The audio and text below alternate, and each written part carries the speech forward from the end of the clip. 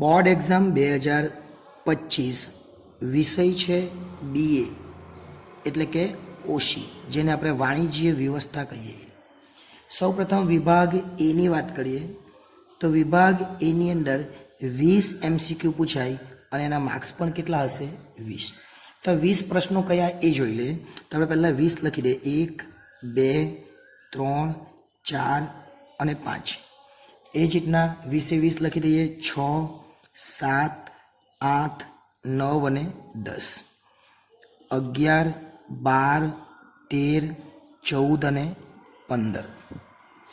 16, 17, 18, 19 અને 20. આ 20 MCQ હવે ક્યાંથી પૂછાવાના એ જોઈ લે.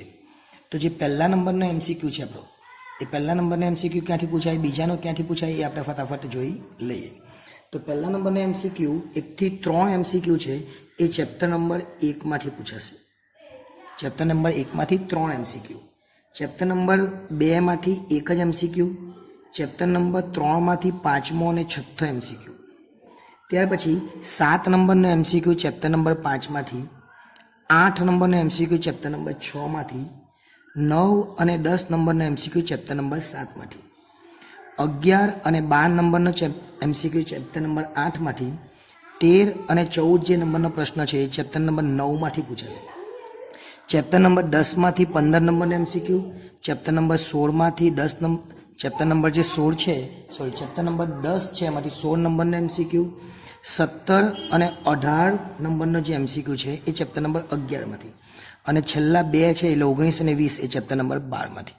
એટલે ટોટલ 12 ચેપ્ટર છે અને કયા ચેપ્ટરમાંથી કયો MCQ છે એ આપણે જોઈ લીધો. હવે વાત કરીએ વિભાગ બીની. તો વિભાગ બીની અંદર આપણે ટોટલ 10 પ્રશ્નો પૂછાય અને 10 પ્રશ્નોના કેટલા ગુણ? તો 10 ગુણ. આપણે 20 સુધી જોયું એટલે હવે 21થી જોઈએ. 21 નંબરનો પ્રશ્ન, 22, 23, 24 અને 25 5 થયા. એ જ રીતના 26, 27, 28, 29 અને 30. એટલે 10 પ્રશ્નો ક્યાંથી પૂછાવાના એ જોઈ લઈએ. ચલો, 21 નંબરનો જે પ્રશ્ન છે એ 21 અને 22 નંબરનો પ્રશ્ન એ ચેપ્ટર નંબર 1 માંથી, 23 નંબરનો પ્રશ્ન ચેપ્ટર નંબર 3 માંથી, એનો મતલબ કે ચેપ્ટર નંબર 2 માંથી નહીં પૂછાય. ત્યાર પછી 24 નંબરનો જે પ્રશ્ન છે ચેપ્ટર નંબર 7 માંથી, 25 નંબરનો પ્રશ્ન ચેપ્ટર નંબર 8 માંથી, 26 નંબરનો પ્રશ્ન ચેપ્ટર નંબર 9 માંથી, 27 અને 28 નંબરનો જે એક વાક્યમાં જવાબ છે એ ચેપ્ટર નંબર 10 માંથી. ત્યાર પછી 29 નંબરનો પ્રશ્ન ચેપ્ટર નંબર 11 માંથી, અને 30 નંબરનો જે પ્રશ્ન છે એ ચેપ્ટર નંબર 12 માંથી પૂછાશે. હવે આપણે વિભાગ C ની વાત કરીએ. તો વિભાગ C ની અંદર ટોટલ કેટલા પ્રશ્નો પૂછાય? તો વિભાગ C ની અંદર ટોટલ 17 પ્રશ્નો પૂછાય અને 17 માંથી આપણે લખવાના ફક્ત ને ફક્ત 13. એટલે 4 પ્રશ્નોનો આપણને વિકલ્પ મળી જાય. 17 માંથી 13 લખવાના આવે, દરેકના 2 ગુણ, એટલે આ વિભાગ આપણા માટે 26 માર્ક્સનો થાય. 17 દુ 34 થાય, પણ લખવાના 13 એટલે 13 દુ કેટલા થાય? 26. આપણે 17 પ્રશ્ન લખી કાઢીએ એટલે આ પ્રશ્ન 31થી શરૂ થાય. જો અહીંયા 30 હતા તો 31થી શરૂ થાય. 31, 32, 33, 34 અને 35. એ જ રીતના 36, 37, 38, 39 અને 40, 41, 42, 43, 44 અને 45. ટોટલ 17 પૂછાવાના છે. એટલે આ 15 થયા, 46 અને 47. અહીંયા સુધી આપણને વિભાગ C માં જોવા મળે. એટલે ટોટલ 17 પ્રશ્નો આ થઈ ગયા. આમાંથી આપણે કેટલા લખવાના? 13. પણ હવે આ પ્રશ્નો ક્યાંથી પૂછાય એ જોઈએ. તો જે 31 નંબરનો અને 32 નંબરનો પ્રશ્ન છે એ ચેપ્ટર નંબર 1 માંથી પૂછાશે.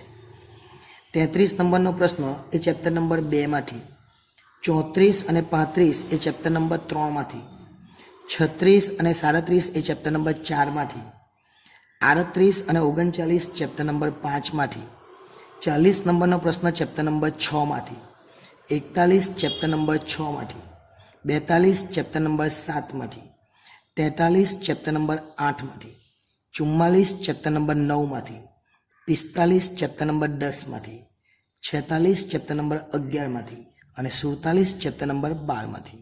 એટલે ટોટલ 12 ચેપ્ટરમાંથી કેટલું પૂછાવાનું એ આપણે જોઈ લીધું. હવે વિભાગ ડીની વાત કરીએ. તો ડીની વાત કરીએ તો ડીની અંદર કેટલા પ્રશ્નો પૂછવાના જોજો, ખાસ ધ્યાન આપજો. વિભાગ ડી છે એ ડીની અંદર ટોટલ આપણને 12 પ્રશ્નો પૂછાય અને 12માંથી આપણે લખવાના કેટલા 8 4 આપણને એમાં ઓપ્શન મળશે એટલે 8 અને 1ના 3 માર્ક્સ એટલે આ વિભાગ 24 માર્ક્સનો થવાનો છે ટોટલ 12 પ્રશ્નો એટલે 47 સુધી હતું તો આપણે લખી દઈએ 48 49 50 અને 51 52 53 54 અને 55 56 57 58 અને 59 ટોટલ 12 પ્રશ્નો આપણા થઈ ગયા હવે આ 12 પ્રશ્નો ક્યાંથી પૂછાવાના એ જોઈ લે આપણે લખવાના ટોટલ કેટલા છે 8 જ તો 12માંથી 48 અને 49 નંબરનો જે પ્રશ્ન છે ચેપ્ટર નંબર 1 માંથી 50 નંબરનો પ્રશ્ન ચેપ્ટર નંબર 2 માંથી 51 નંબરનો પ્રશ્ન ચેપ્ટર નંબર 4 એનો મતલબ કે ચેપ્ટર નંબર 3 માંથી પૂછાવાનું નથી આ ફિલ્ડની વાત કરી કે વિભાગ ડી ની વાત કરી તો 52 નંબરનો પ્રશ્ન ચેપ્ટર નંબર 4 માંથી 53 નંબરનો પ્રશ્ન ચેપ્ટર નંબર 7 માંથી 54 નંબરનો પ્રશ્ન ચેપ્ટર નંબર 8 માંથી 55 નંબરનો પ્રશ્ન ચેપ્ટર નંબર 9 માંથી 56 અને 57 નંબરનો પ્રશ્ન એ ચેપ્ટર નંબર 10 માંથી પૂછાય 58 નંબરનો પ્રશ્ન ચેપ્ટર નંબર 11 માંથી પૂછાય અને 59 નંબરનો પ્રશ્ન ચેપ્ટર નંબર 12 માંથી પૂછાય અહીં આપણો ડી વિભાગ પૂરો થયો હવે છેલ્લો વિભાગ ઈ અને ત્યારબાદ કયા ચેપ્ટરમાંથી શું પૂછાવાનું એ એટલે કે કેટલા માર્ક્સનું પૂછાવાનું ઈ છે ઈની અંદર વાત કરીએ તો ટોટલ 6 પ્રશ્નો પૂછાય અને 6 માંથી લખવાના આપણે ફક્ત ને ફક્ત 4 જ એટલે 2 આપણને ન આવડે ને તો પણ આપણા પૂરા માર્ક્સ આવે 1ના 5 માર્ક્સ એટલે 20 6 લખી દઈએ આપણે છેલ્લો 59 નંબરનો પ્રશ્ન એટલે 60 આવે 61 આવે અને 62 આવે એ જ રીતના 63 64 અને 65 ટોટલ પૂછાવાના કેટલા 6 લખવાના કેટલા 4 હવે 6 માંથી 4 લખવાના તો મારે નક્કી કરવાનું કયા લખવાના પણ જે 60 નંબરનો પ્રશ્ન છે ચેપ્ટર નંબર 3 માંથી